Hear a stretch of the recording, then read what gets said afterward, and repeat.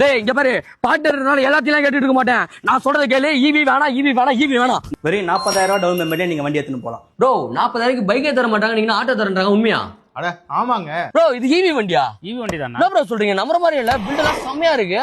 ஆமாண்ணா. இதுல என்ன ஃபியூச்சர் இருக்கு? ஒரு தடவை சார்ஜ் போட்டுனா 170 கிலோமீட்டர் வரைக்கும் வண்டி ஓடும். 170 கிலோமீட்டர்? ஏய் எங்கயா கூட்டிட்டு போயிட்டு இருக்கியா? நீ மாதிரி உங்களமா கூட்டிட்டு வந்துகிட்டே இருக்கேன் நானும். ஈவி வண்டியாலே. ஈவி வண்டியா?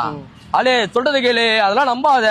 நான் வந்தா ஏதோ ஆட்டோ பார்க்கணும்னு சொல்றேன். என்ன இது? என் ஆட்டோல வந்து 1800 ரூபாய்க்கு சம்பாதிப்பேன். 800 ரூபாய் ஃபியூல் போடுவேன், 1000 ரூபாய் வீட்டுக்கு எடுத்துட்டு போவேன். என்ன சார் சொல்றீங்க? நம்ம வண்டி நீங்க எடுத்தீங்கன்னா நீங்க ஒரு நாளைக்கு 1500 சம்பாதிக்கிறீங்க. வெறும் 70 ரூபாய்க்கு நீங்க செலவு பண்ணா போதும். இவ்வளவு சொல்ற? நான் வண்டியை வாங்கிட்டு போவேன், ஒரு வருஷத்துல பேட்டரி போவோம். அது எதுக்கு நான் வேஸ்ட் பண்ணிக்கிட்டு? மாப்பிள்ள 3 வருஷம் வாரண்டியா நான் ஆட்டோ வாங்கி தரவா? சார் இருங்க சார், நம்ம வண்டி ஆல்ரெடி 5 வருஷம் வாரண்டி நாங்க தரோம். 5+2.